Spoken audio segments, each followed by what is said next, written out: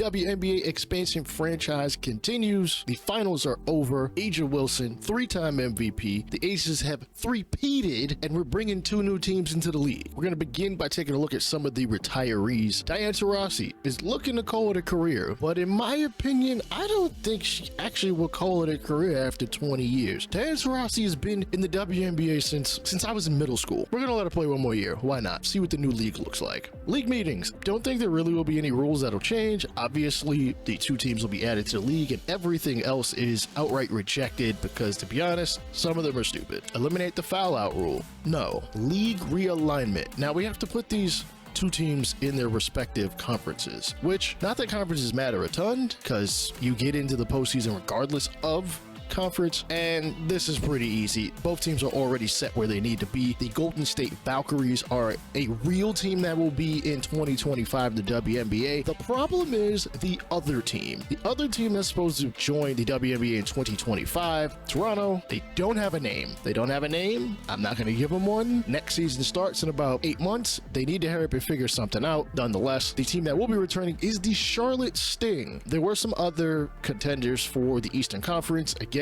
they can come in future seasons. I'm willing to do so. Again, as long as the game allows me to, we will add more teams, including some of the defunct teams. And I know what some of you are thinking. Yes, I'm going to bring them back. They should have never left in the first place. If you don't know what I'm talking about, just stay tuned. In case you're wondering which team I'm going to be selecting, as this is an expansion franchise, I could go Golden State, I could go Charlotte. It's really a toss-up, and honestly, I like the jerseys I gave each of these teams. To go with the Golden State Valkyries.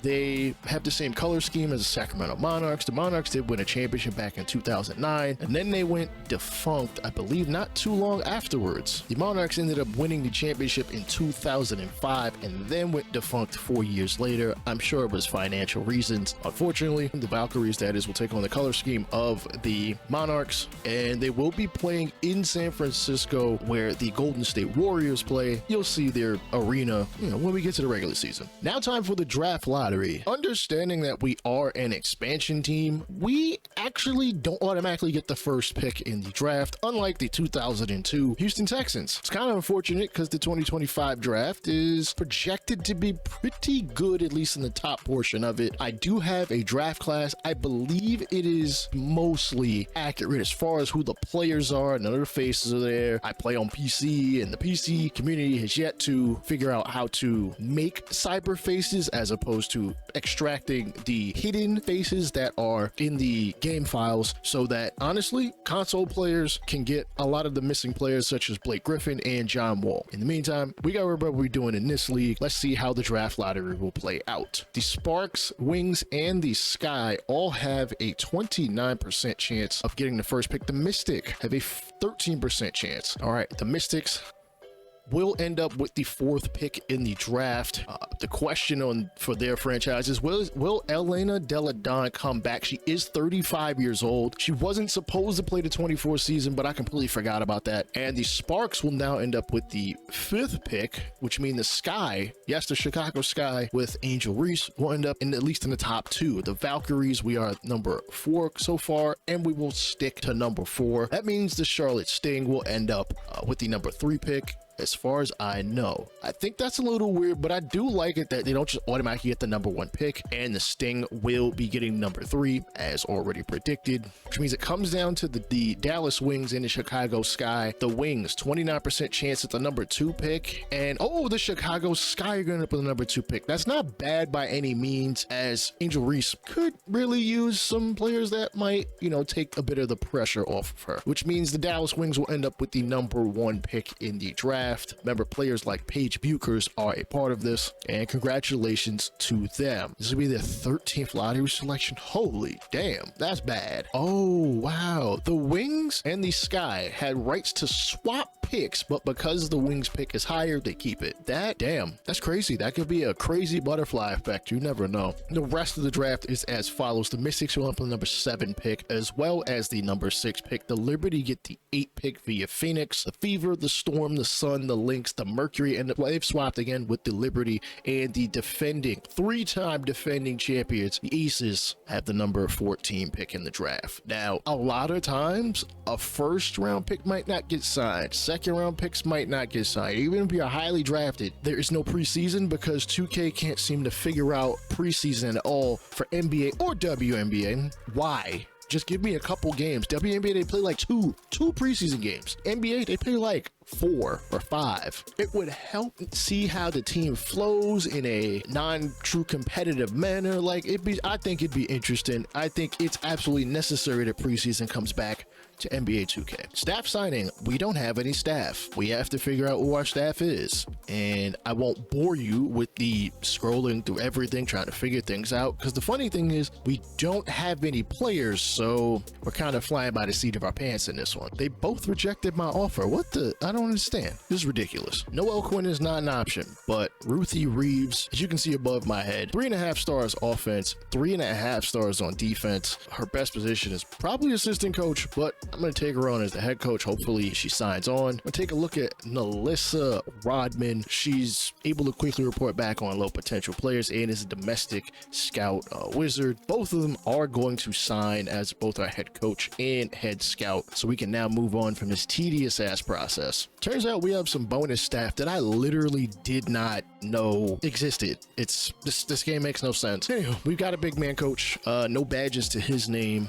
We got Brian Baldwin, who is pretty good from what I can see. It's some certain attributes, very good work ethic, is a teacher, can help players become more clutch, perimeter defense master, a sponge soaking up information, as well as Quenisha Forte. She is also a teacher. Players have a greatly increased chance of developing signature skills, and she will help our players get better for home games. We got a shot doctor in Jasmine Wennington, is a guard guru, well versed in guard skills such as ball handling and passing, and I like that. Perimeter D master, an underdog advocate. She'll spend some more time working with second round and undrafted players to help them overachieve. Nalissa Rodman is also our head scout. 2K, please make it easier to hire and fire our assistant staff. I don't know why I wasn't able to do any of that, but whatever. Time to protect some players. I do have it set to where 10 players will be protected for every team in the league. I'll be honest, I am going to choose those 10 because I know this game is going to do something stupid. All right, teams have decided who they're keeping and who they're going to dangle out there for the expansion teams to draft. Let's get it started. The Sting will end up with the first pick. First, they went with Kayla McBride, released from the Minnesota Lynx. Not released, I think she has a team option. Best player available. I don't blame them for taking her. I'm not gonna lie, I was kind of hoping she would be there for the Valkyries. I played with Kayla McBride like the last 2Ks, and I'd be cooking with her. Nonetheless, we've got to choose our first player, and it really might not be much of a decision. Skylar Diggins-Smith, she's the best player out there.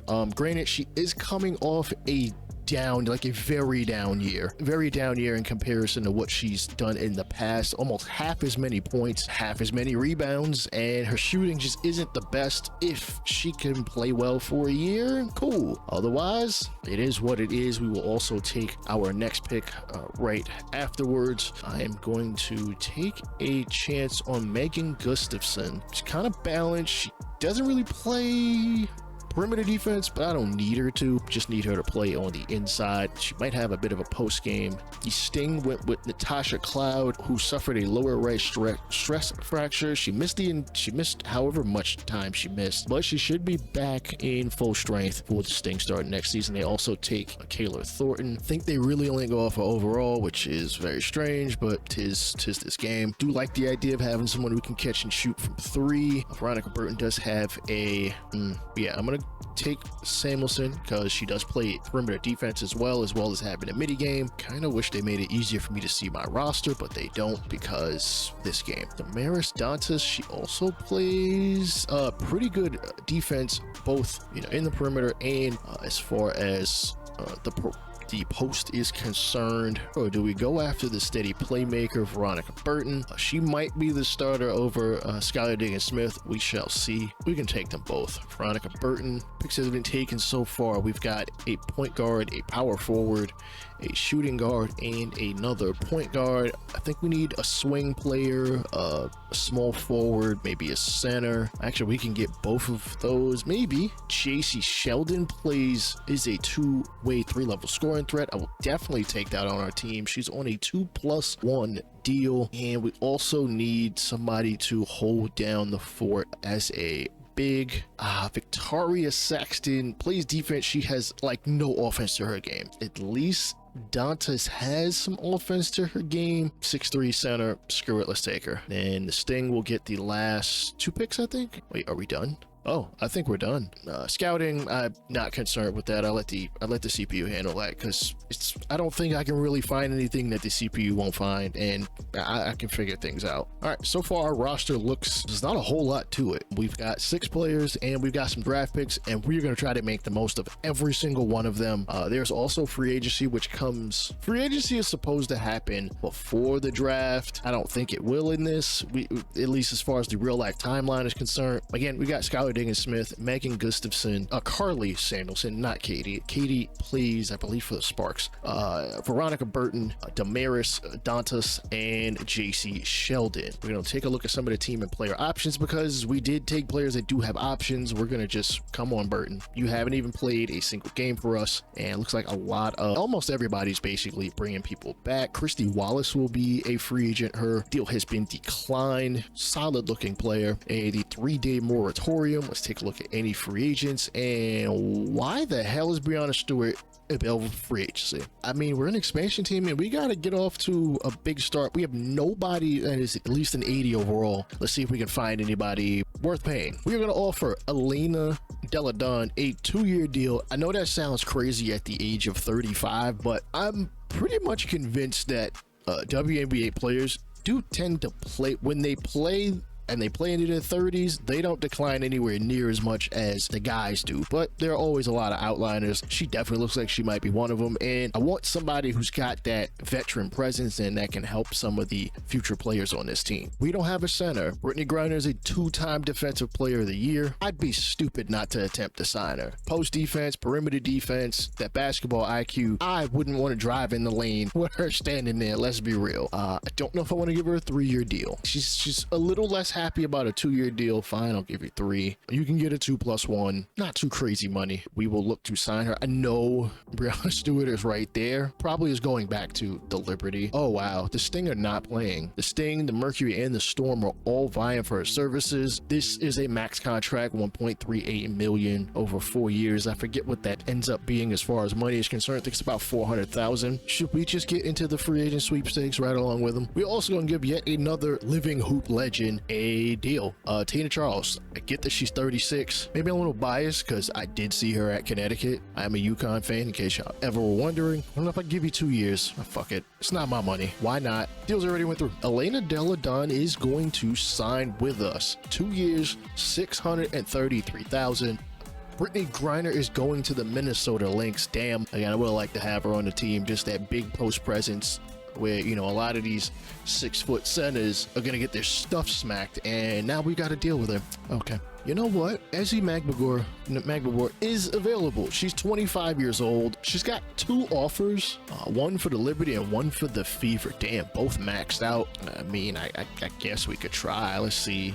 Again, I can't offer no more than what they already have. Yeah, it is what it is. Let's see where that fits as far as the offers are concerned. It is an 88 rated. Ugh. I'll try to find somebody else. Now, Hanshu is 6'11". Do we just take that chance on her? I mean, granted, she's also 25 and she's huge. Like, she would have to... My ceiling is extremely low in my room. She'd basically have to, like, hunch over the entire way throughout this house. This house is built in like the 1850s. I feel short in here. Let's give her a deal. Why not? She's humongous. Why not? Screw it. I wouldn't mind, you know, having that Chinese audience watching our games too. That's money. Taking a look at the deals. Hanshu is immediately agrees to our contract. A little bit more money than Elena Deladon. It's fine. It's whatever. Apparently she's 6'11" and can shoot threes. I'll take it. Ezzy Magbagor signs with the Fever, so Caitlin Clark gets a big to pair alongside her. her. Oh man, the Fever might have a crazy team this upcoming season. I don't think I'm gonna offer anybody else on this moratorium just to see what else kind of pans out. Now we are at real free agency. We have 2 spots we can fill. I don't think I'm going to attempt to sign anybody else. We do have $727,000 in cap room. Believe me, I see the talent that is sitting there.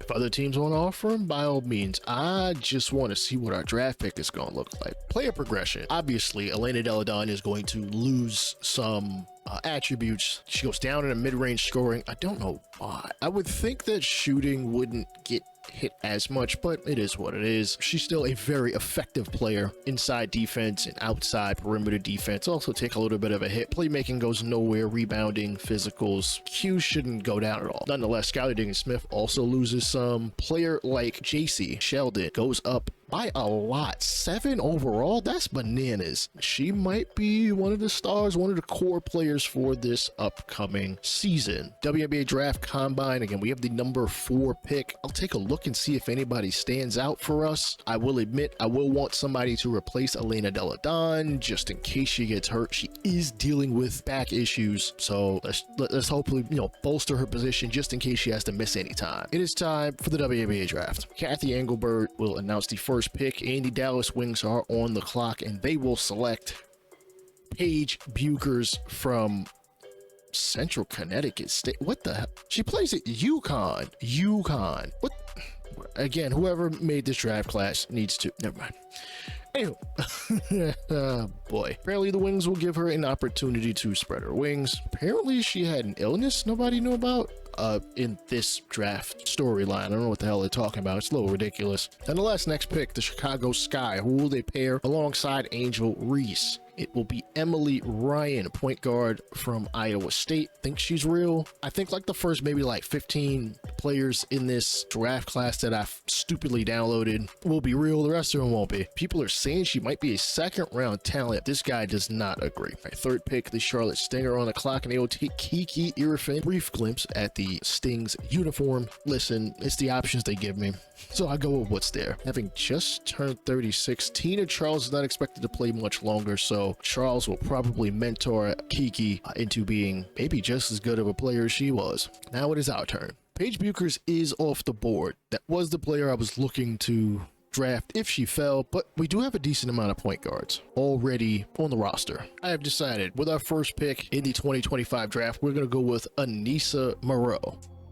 As you can see, our new uniforms got the purple, the black, and the silver. The white is there kind of because I almost went with a colorful home jersey, which I know is not really a thing. Nonetheless, she averaged 13.3 rebounds a game at LSU.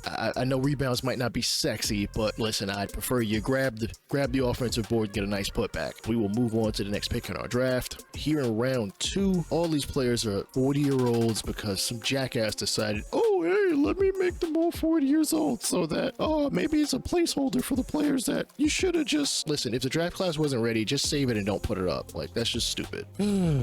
All right, we do need a center, I will admit. Ariel Fox looks... She can't score worth a damn, but she is a post presence for sure defensively. Let me do a little bit more digging. We're going to take a chance on this versatile stopper, Niessa Person. I don't think she is real because she's one of those 40-year-old. It's a big, need somebody to come in for Zhu. At times, I don't think her stamina is that high, so we need somebody who's going to be able to play a decent amount of minutes. Honestly, even with the 2nd and 3rd round picks, this isn't a horrible draft. Anissa Moreau has no badges, which is a little surprising given she's a pretty good player in college. But again, whoever did this really jacked this up. Yeah, we're going to sign all 3 just because we need the roster spots. I'm pretty sure somebody's going to have to get cut, though. I think you can only go into the season with 12. I am going to let this be auto-generated. Other than that, yeah, I don't think I'm downloading another draft class. Some of your draft classes had Juju Watkins in it for the 2025 draft, and she's not eligible till 26. And wow, now we've already reached the regular season. Started a regular season, and we've got a couple undefeated teams. The Atlanta Dream jump out to the first victory of the season, defeating the Mercury 76-67. Natasha Howard dropping 21 points with 6 assists. Alicia Gray 18 points, 4 and 3 on 7 of 20 shooting. Holy cow. And Satu Sabali 15, 10, 10 and 2 assists on her end. For the new look Mercury, now that Brittany Griner is gone, as well as Diana Taurasi, Cheyenne Parker-Tyus drops 23 points. Sophie Cunningham 10 points on 3 of 7 shooting. Kalia Copper 9 points, 10 rebounds, 4 assists, and a block. The Mystics also get their first victory of the season, 71-66. Aaliyah Boston with 19 points. Caitlin Clark with 12 points on 3 of 7 shooting. Surprisingly, she did not shoot that much, nor did she really pass all that much. I'm not going to say she was out there for nothing, but could have used some of her scoring some more. Nalissa Smith, also 5 of 8 shooting, got 12 points of her own. The renewed Charlotte Sting unfortunately take their first loss of their revival, losing by 20 to the Chicago Sky, 89-69. Kelsey Mitchell, 22 points on 5 of 12 shooting. Michelle Onyenwere, 16 points on 6 of 16. Emily Engstler, I had no idea who she was, 4 of 6 shooting, not too bad, though. Shatori Walker-Kimbrough, 6 steals, only scored 4 points, though she'd have some more points than that. On the other end, Kayla McBride drops 31 points on 8 of 18 shooting, including a perfect 10 for 10 from the free throw line. Tina Charles, almost like she's turning back the clock, 18, 14, and 6. And Natasha Cloud, 15, 6, and 5, as nobody else really contributed, kind of unfortunately. The rookie, Kiki Irifin, 1 minute played. She did score 3 points, which is good for her, but is going on with these rotations? Like, play people. What the hell's going on? Lastly, the defending champs jump out to a huge victory as they defeat the Sparks 96-55. 2 points scored in the second quarter by the Sparks. They had no chance at that point. When a team shuts you down like that, that is crazy. Kennedy Carter, free agent pickup, drops 15 points for the Sparks. Rakia Jackson, 10 points of her own. A couple of other players in single digits. Cameron Brink played 27 minutes, only scored 4 points. On the other end, for the 3-time defending champs, Asia Wilson, a double-double, 19 rebounds, 22 points, 5 assists, 3 steals, 3 blocks. Nike Ogumike, 23 points, 5 assists, 5 rebounds. Jackie Young, 13 points, and DeWanna Bonner dropping 11, as well as Chelsea Gray contributing 9 points and 6 assists. As defending champs, almost everybody scores except for, well, the bottom 3 players on the roster. A day before our first game, we are being offered a straight up player for pick swap. The Charlotte Sting want Veronica Burton. We haven't played a single game yet, in exchange for a 2028 unprotected first round pick. Looking at our point guard room, I mean, I'm not really willing to have Skylar Diggins-Smith take over all of the play initiating duties, and I really don't want Mingling Conley handling anything. She is a rookie and is nowhere near ready for the responsibilities. And we don't really, I mean, Carly Samuelson could handle some of that point guard duties. Like, everybody would really shift down one spot, but as much as that first round pick just is also tempting, I'm gonna have to cancel. I'm gonna have to back out of this trade. Northern California is finally getting some basketball, and we get our first look at our new arena. Went with the all black, base.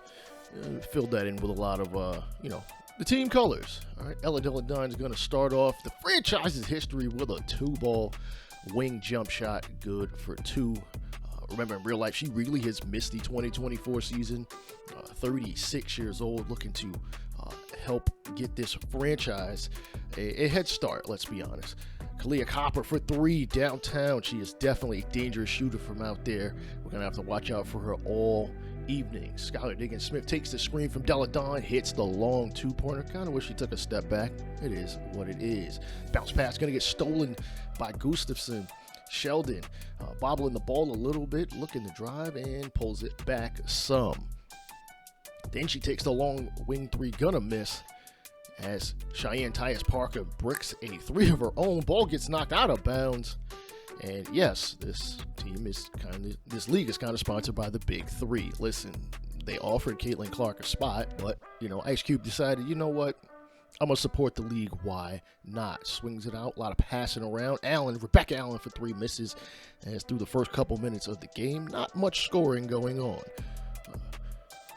Kicks it to Han. Han with the, oh man, close shot, misses. She's 6'11". I would think she would dunk it. Copper for 3, knocks down another one. I said she was going to be dangerous, and I meant it.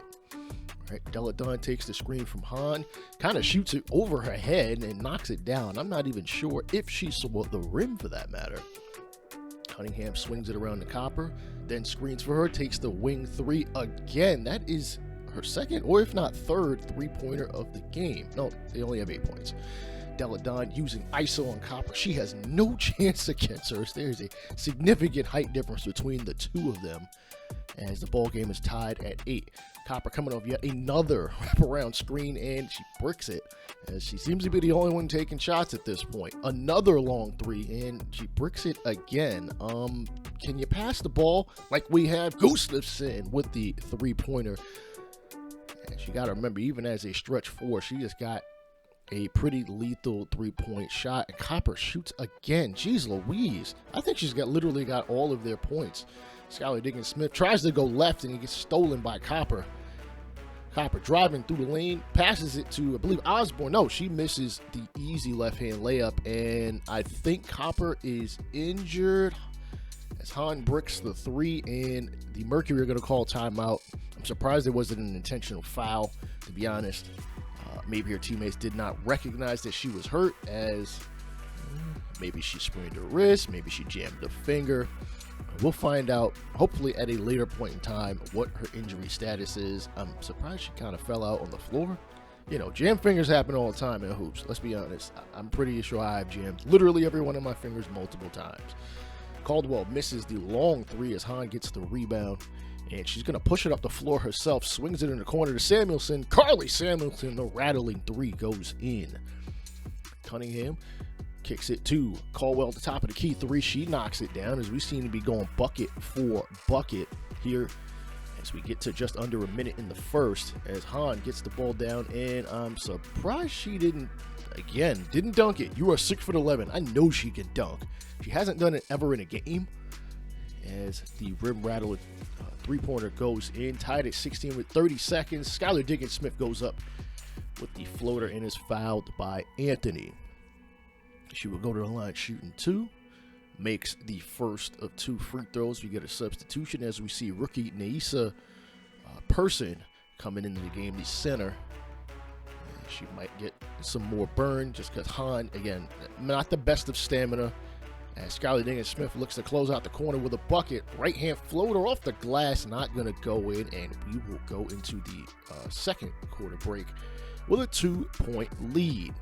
Gotta say, not bad. I'd like to see, I like the ball movement, let's be honest. I like the ball movement we're seeing. I would think that the Mercury would be using some of their other shooters out there. Copper probably took like 10 shots in the corner as Ellen Deladon hits a baseline 2-point jumper. And she's going to set the screen and then get the ball back, and high off the glass. Wow, that was about a 20-foot jump shot. You don't see too many of those in today's game.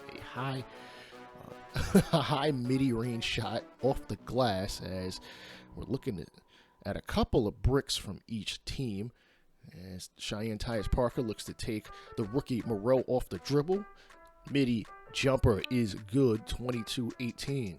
Ball swung to Moreau now with a huge mismatch, and as you can see, yeah, they're not going to just let her score like that. Sharp, that was honestly a smart foul, as Anissa Moreau goes to the line for her first points, and she bricks the first.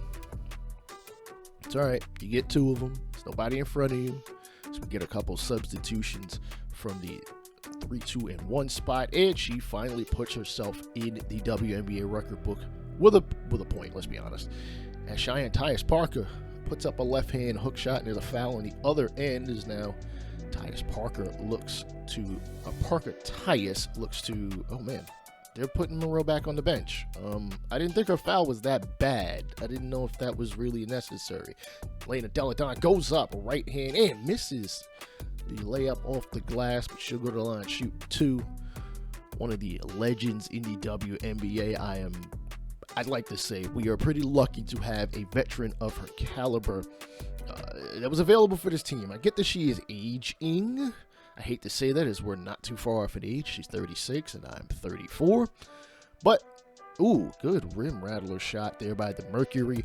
I like to think our team is a nice, healthy mix of, some veterans, some like older veterans who can definitely teach the young players, some, players who might not quite be in their prime, such as like a Gustafson, and, young players like Anissa Moreau, who I'm hoping can take over as Burton hits a long three-pointer. Allen answers back with a three ball, and we are going to call time out. 3 minutes. Gustafson, long three. She hits another one. Jeez, a lot of jumpers. Ooh, how did Hahn allow that shot to go in off the glass? You are significantly taller than her. Diggin Smith goes up, left hand, banks it in, and ooh, she is excited, I gotta say. But, I can definitely see our team making the playoffs this year. 36-27 as we close in on a minute left in the first half. A foul, and Elena Deladon is going to go to the line as Rebecca Allen looks to kind of argue her case. First free throw, going to be in. It's going to go in. I hope in the next game that I can get the audio for the game, the in-game, to work. Admittedly, it is very awkward to be recording this and not be able to hear the atmosphere, as it is pretty lively in this arena, at least when this game was recorded. Another three as the Mercury get to within 10, actually at 8. Diggin Smith, long three, top of the key, rattles off the glass, off the rim, and back in.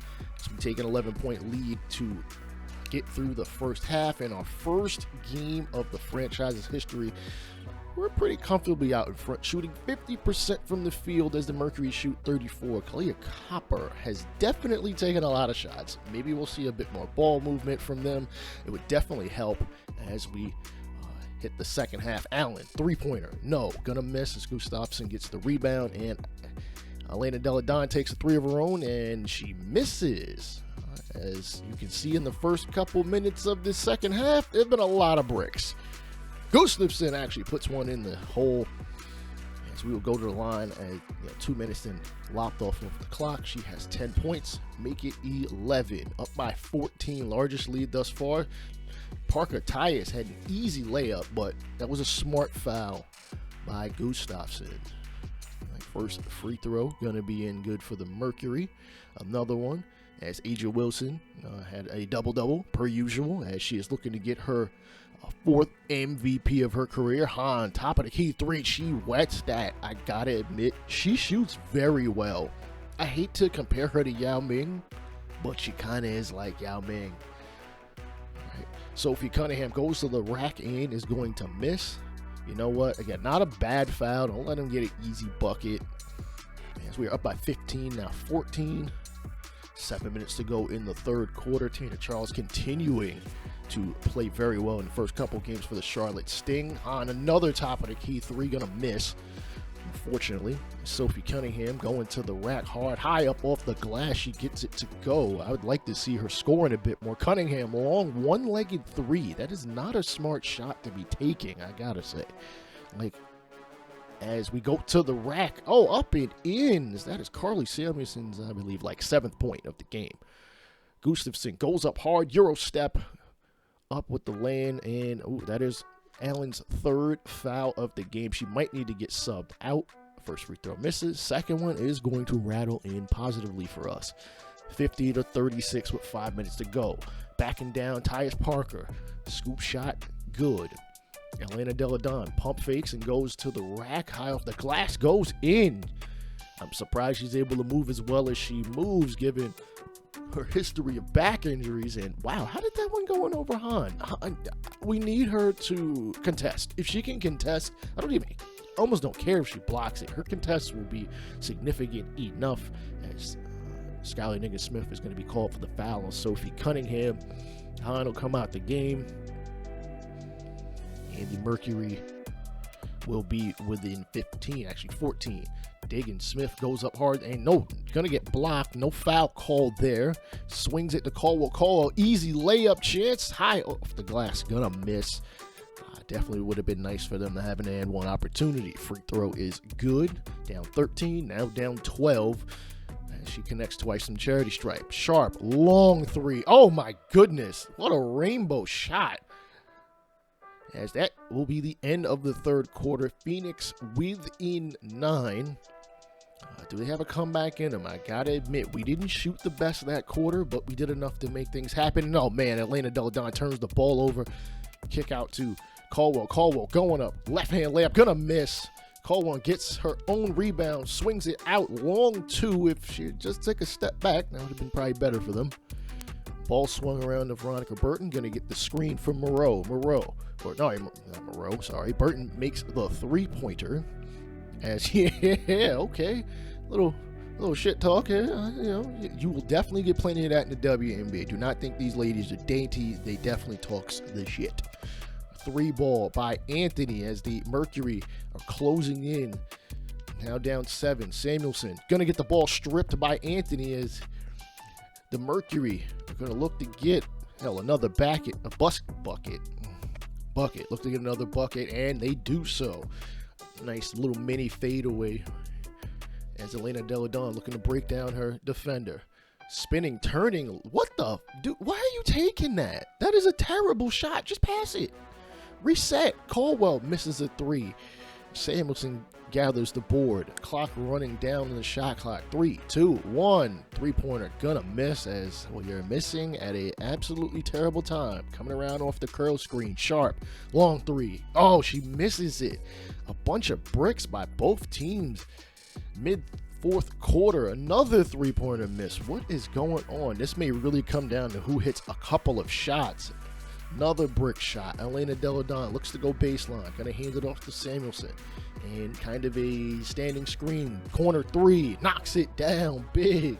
Oh man, 60-53. Sharp gets not the screen. The ghost screen from Allen gets it from Tyus Parker. Parker Tyus. I'm gonna butcher her name the entire time.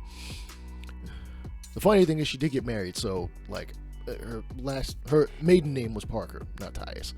Nonetheless, a bunch of brick shot. 4 minutes to go as swing it out to Dantas. Dantas, maybe not open for 3. The center knocks it down. Gives us a 10-point lead. Caldwell answers back. Man, the Mercury are not going down easily. Dantas swings it to Burton down in the low block. Almost loses it and then, throws it. Tries to get it to Moreau to get her some more points. And the Mercury are going to sub some players in. Diggins Smith swings it to the corner. Samuelson pump fakes. Sheldon, sorry. Fade away. 3. Y'all really need to stop taking these one-leggers. Oh, crazy pass to Tyus Parker in the foul. Not going to connect on the bucket. But the clock will stop. And this will give them an opportunity to take points off the board. This is why late in the game, you need to be aggressive going to the basket. I understand threes. You want threes. I mean, it's a close game. It's a 6-point game. But I much prefer you go to the basket and, attempt to, chip away at the lead while you've got an opportunity with the clock not running. 3-point shot by Elena Delle Donne. We are now up by 8, and the Mercury are going to call time out. Gotta admit, we have shown some resiliency, despite the fact we haven't shot the best. First half, 50%. I gotta say, we probably shot about 33% in the second half. Thing is, Mercury probably shot even worse. Swings it, baseline 2-pointer, gonna knock it down. Now the Mercury are gonna need to play some defense. It is now a 2-possession game. Diggins Smith tries to break down her defender. Left-handed floater. It is good. Up 8, her 12th point of the game. As Caldwell drives, flips up the floater. Hahn with the rebound. Next possession, Osborne. Sorry, that was Osborne, not Caldwell. And the ball's going to get smacked away behind. Stolen by Sheldon. Skylar Diggins Smith going to go hard to the basket. Oh, she is going to miss. Damn. As rightfully so, the Mercury are pissed. And I don't blame them not one bit. Let's be honest. Diggins Smith looking to put the game away. Basically, I mean, it's only a near 3-possession game. First free throw, gonna knock it down. We are now up by 9. Let me know what y'all think about the jerseys, or at least the home jerseys, what y'all think about the arena, and hell, maybe the team in general. I'll probably go over some of the other players on the team, though you've seen a good majority of them at this point in time. I think the only person you haven't seen is Mingling Bentley, I believe her name is, the point guard we drafted in the 3rd round. Left hand hook shot, gonna miss. Milic with the flip shot, gonna miss as well, and that should definitely be it. Gustafson, long three. I don't blame her for taking it. Clock was running down. The Mercury are going to need to start chucking up shots, and it don't look like that's happening anytime soon. Gustafson's playing great defense. Swing out to Allen. Allen, long three. She is gonna, no, that is a refs. Please credit her with a three-pointer. Why did that get counted as a 2? Very strange. Nobody is arguing it. Nobody is challenging it. As the clock runs down, and we are going to pick up our first victory here in franchise history on our opening night. There actually were several other games already played. Some teams have played 2 games. The Mercury have already played 2. They are, I believe, 0-2 at this point now that they have lost this one, as the veteran looking a little gassed, and with good reason. The substitution glitch is still in. I don't understand how. I really don't. It makes no sense. I've already, I believe, adjusted by trying to make the substitutions based off fatigue. She was very gassed. 8 of 22 from the field. I don't think I want her shooting that many times.